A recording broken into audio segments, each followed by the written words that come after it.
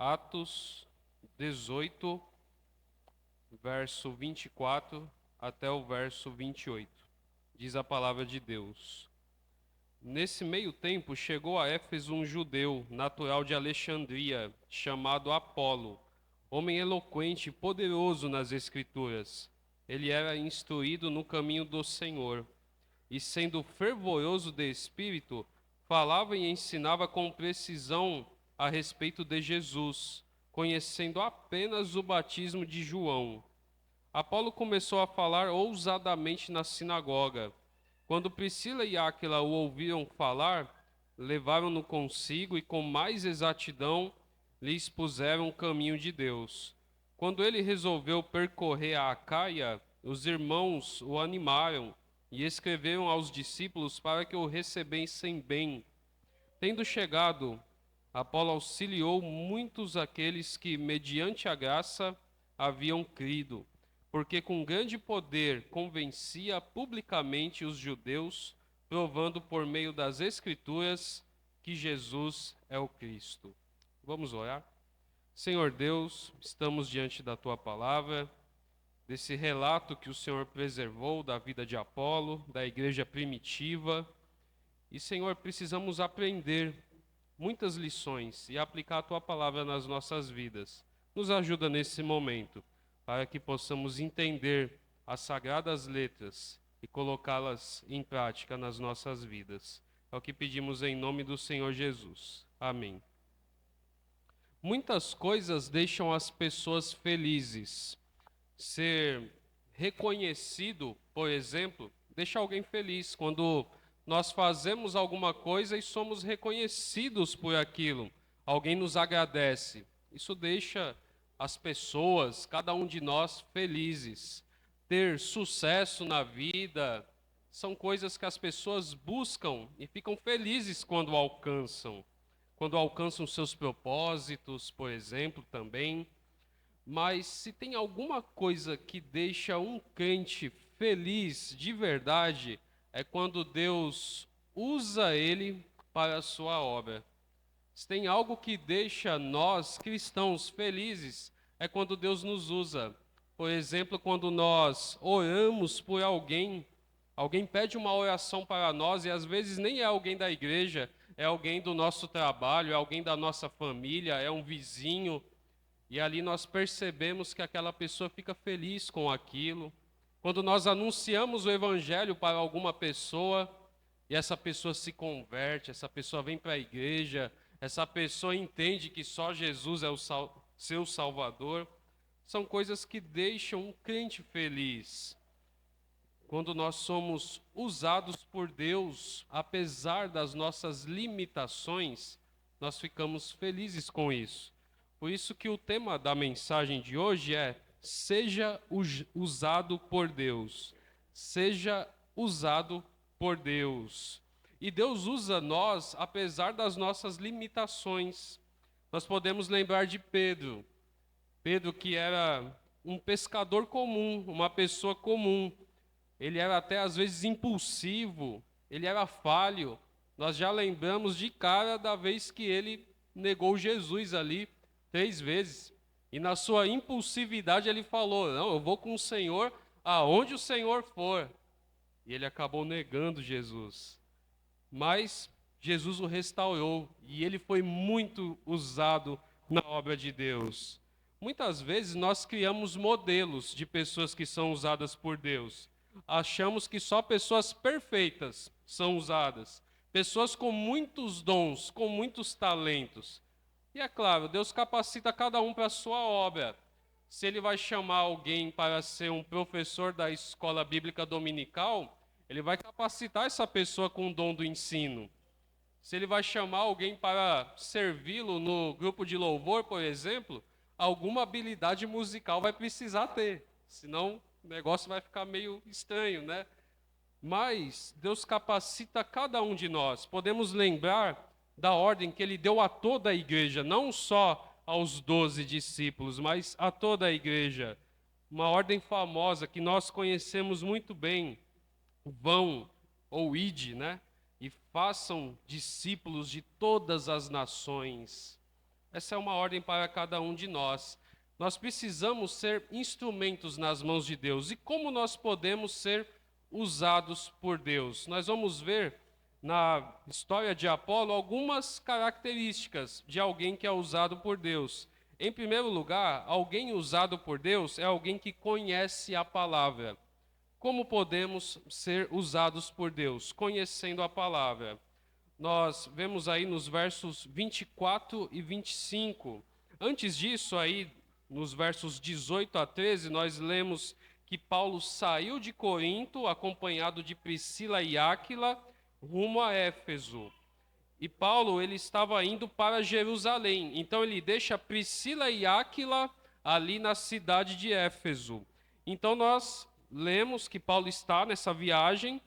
E no verso 24 nós vemos o seguinte: nesse meio tempo chegou a Éfeso um judeu natural de Alexandria, chamado Apolo, homem eloquente, poderoso nas escrituras.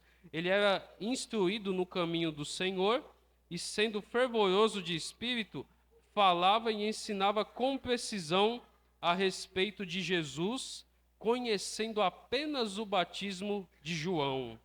Nós vemos que Apolo era natural de Alexandria, um importante centro cultural da época. Foi lá que foi traduzida a Septuaginta, que é a tradução do Antigo Testamento para o grego. E Apolo chega então a Éfeso, que também era o principal centro comercial da Ásia Menor. Era um lugar famoso por causa do templo da deusa Diana. E Apolo, como nós lemos aqui, era um homem poderoso nas Escrituras. Conhecer as Escrituras é conhecer o próprio Cristo. Cristo é a palavra encarnada, conforme nós lemos lá em João capítulo 1, o verbo se fez carne, o Logos, a palavra se fez carne. E Cristo, ele era um exemplo de conhecimento da palavra. Ele conhecia muito bem a palavra. Ele vivia a palavra, ele citava muitas vezes a palavra. Nós vemos isso na tentação que ele teve no deserto, ele citando a palavra de Deus. E o Espírito Santo, meu irmão, minha irmã, pode fazer nós lembrarmos da palavra quando nós vamos anunciar o evangelho a alguém.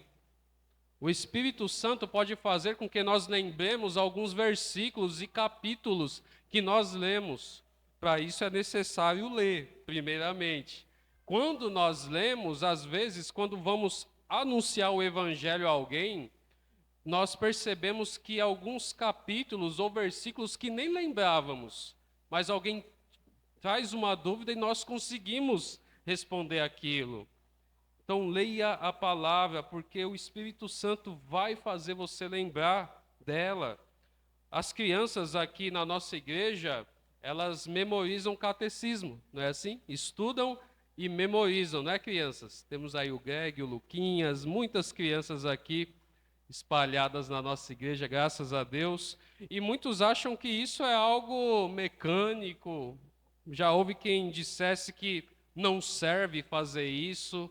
Talvez alguém pense assim, mas o catecismo ele é um resumo das principais doutrinas da Bíblia. Então, quando o coleguinha lá na escola ou o professor falar alguma coisa, as crianças estão preparadas com a palavra na cabeça para responder a razão da sua fé.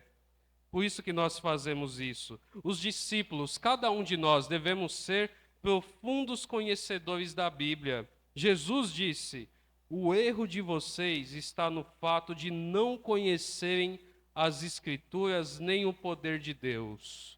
Ele disse isso quando estava discutindo com os saduceus a respeito da ressurreição. Jesus disse que nós devemos conhecer as Escrituras, devemos conhecer a Bíblia, seus livros, a sua divisão, seus nomes, os principais lugares da Bíblia, os principais assuntos, devemos conhecer, irmãos, assim como nós conhecemos tantas outras coisas, nomes de personagens de filmes, séries, desenhos animados, nome de livros, de autores, de músicas, letras de músicas. O nosso maior conhecimento tem que ser o da Sagrada Escritura. Você pode ser usado por Deus conhecendo a palavra, em primeiro lugar. E em segundo lugar, sendo humilde. Vamos olhar o verso 26.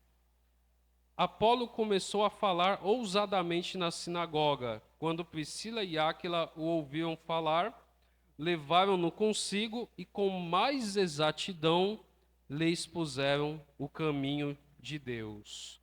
Nós, como vimos, Apolo era natural de Alexandria, um homem inteligente, erudito, letrado, estudado, mas ele ainda não tinha todo o conhecimento necessário. Alguma área da sua teologia estava defasada. Não nos é dito aqui qual área era essa, né? Mas Priscila e Áquila observaram ali que faltava alguma coisa e chamaram ele para si. E então expuseram a doutrina. Priscila e Áquila, que eram pessoas simples, eles eram fazedores de tendas. E Apolo, um homem cheio de conhecimento. E qual foi a atitude de Apolo? Humildade. Ele foi humilde. O oposto de arrogância. Ele foi humilde. Jesus, meu irmão, minha irmã, nos deu o maior exemplo de humildade. Lá na carta aos Filipenses, no capítulo 2, dos versos 5 a 8, nos é dito que Jesus se esvaziou da sua glória e assumiu a figura de um servo até a morte de cruz. E algumas atitudes de Jesus assustavam os discípulos, como, por exemplo, quando ele lava os pés aos discípulos. Isso está lá em João, capítulo 13. Vamos abrir lá? João 13. Vamos ver apenas os versos 13 e 14.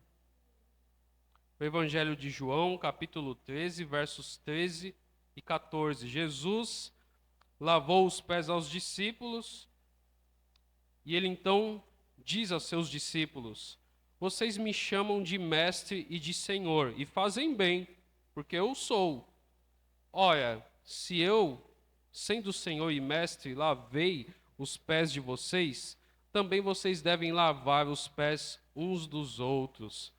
É como se Jesus dissesse: se eu, que sou o Senhor, fiz o que fiz, estou fazendo o que estou fazendo, vocês que são meus discípulos têm que fazer o quê?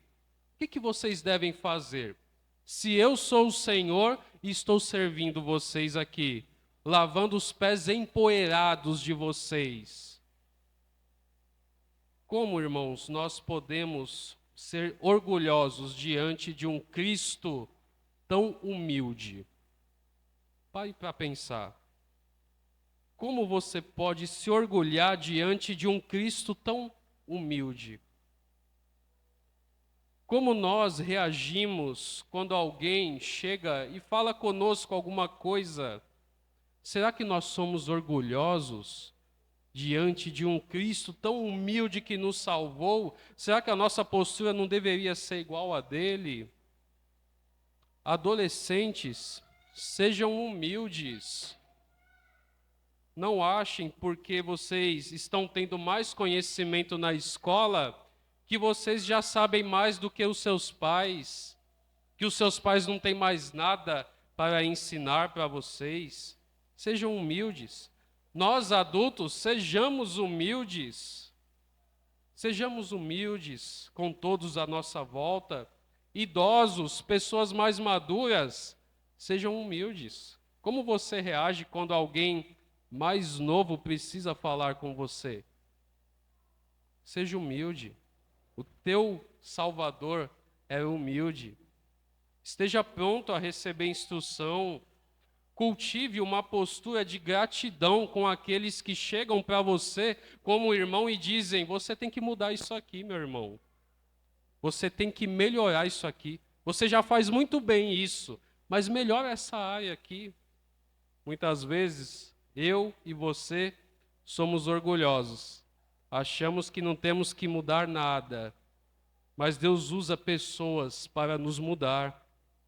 Devemos viver em humildade, porque esse era o caráter do próprio Cristo. Cristo foi submisso aos seus pais, José e Maria, sendo o Salvador. É claro, ele confrontou Maria em alguns momentos, na figura de Salvador, mas como filho, ele era submisso. Nós podemos ser usados por Deus, conhecendo a palavra e sendo humildes. E em terceiro e último lugar, se dispondo ao serviço. É o que nós vemos nos versos 27 e 28. Quando ele resolveu percorrer a Acaia, quando Apolo resolveu percorrer a Acaia, os irmãos o animaram e escreveram aos discípulos para que o recebessem bem. Tendo chegado, Apolo auxiliou muito aqueles que, mediante a graça, haviam crido, porque com grande poder convencia publicamente os judeus, provando, por meio das Escrituras, que Jesus é o Cristo. Nós percebemos aqui que os ensinos que Apolo recebeu foram eficazes. Então a igreja de Éfeso confiou nele, a ponto de recomendar ele quando ele foi para Acaia.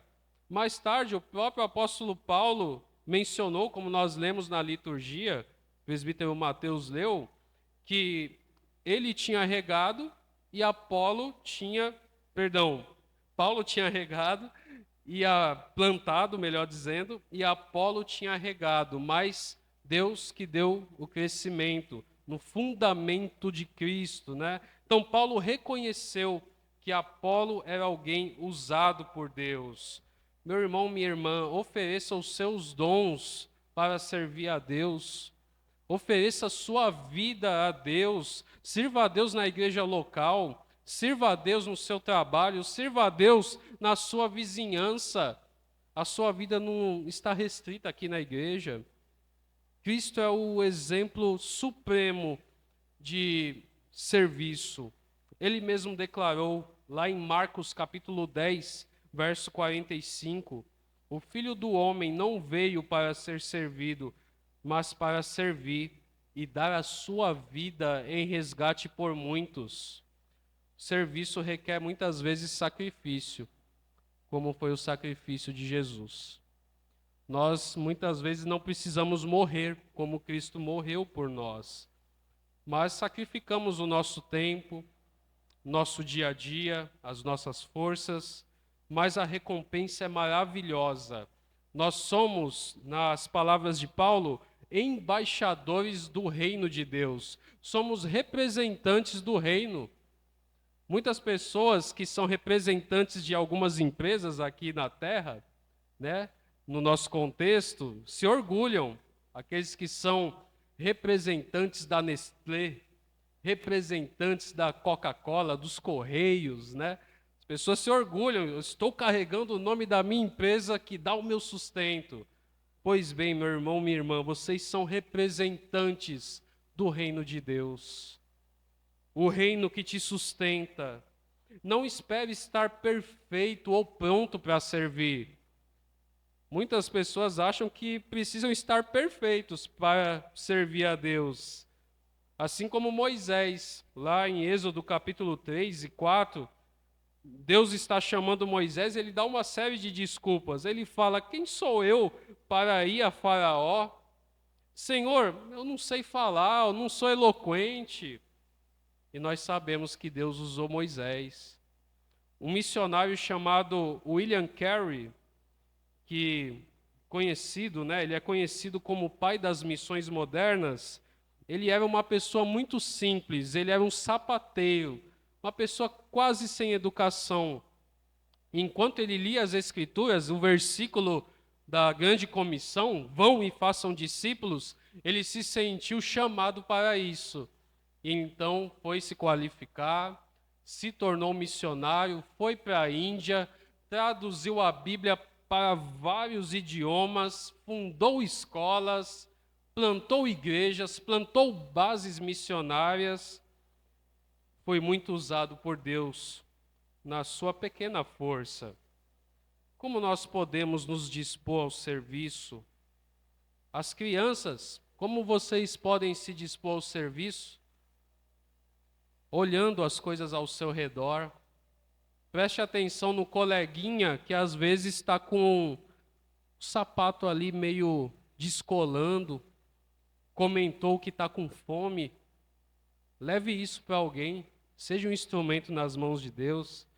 Eu vi crianças servindo a Deus aqui na nossa mudança, lixando o chão.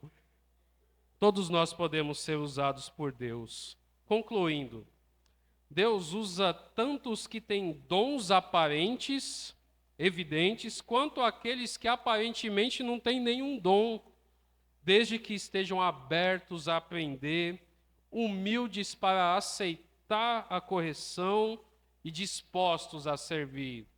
Tem uma frase que ficou muito conhecida no meio evangélico, que é: Deus não escolhe os capacitados, mas capacita os escolhidos.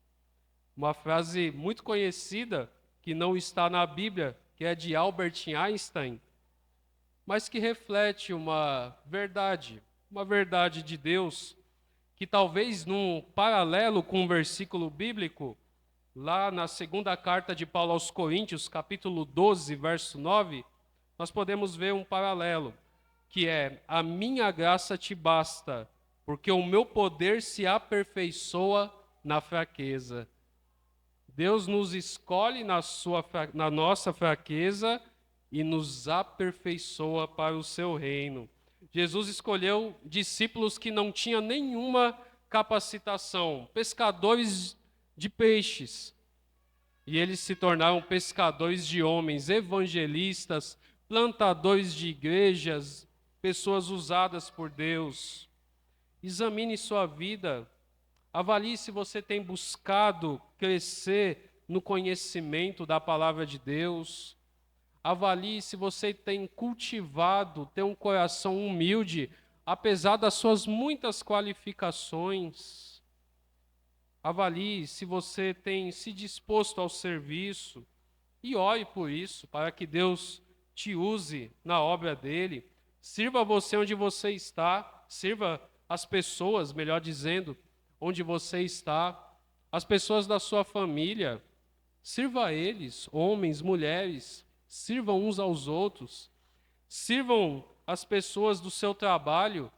Quem é o primeiro que serve o café para aqueles que estão à mesa no seu trabalho? Seja você um deles. Quem é aquele que apazigua os ânimos quando está tendo um monte de briga no seu trabalho? Seja você. Seja assim na sua escola, crianças, adolescentes.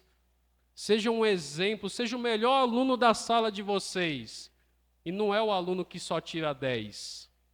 É o aluno que é o mais educado. É o aluno que é o mais compreensivo, que se comporta melhor. Seja essa pessoa usada por Deus. Pense em Cristo como modelo. Nós estamos em um processo de eleição de oficiais aqui na nossa igreja. Observe essas qualificações. Que sejam homens que conhecem a palavra, que sejam homens humildes, que sejam homens dispostos ao serviço, dispostos a trabalhar na obra. Mas não espere que somente os oficiais façam isso. Seja você uma pessoa usada por Deus. Conheça a palavra, seja humilde e se disponha ao serviço onde você está, no seu contexto. Peça para que Deus te use na sua obra. E sem dúvidas, esse é um pedido bom e Ele vai te atender. Não ache que só é usado por Deus aquele que tem grandes dons. Na sua pequenez, peça para que Deus te use e Ele vai te usar. E você vai ficar alegre quando isso acontecer. Quando você perceber que você é procurado para orar por alguém, procurado para esclarecer uma dúvida da Bíblia, e percebe que o seu caráter está sendo transformado e você quer fazer mais e mais por aquele que te salvou. Se disponha ao serviço de Deus. Que Deus nos dê força para isso. Amém?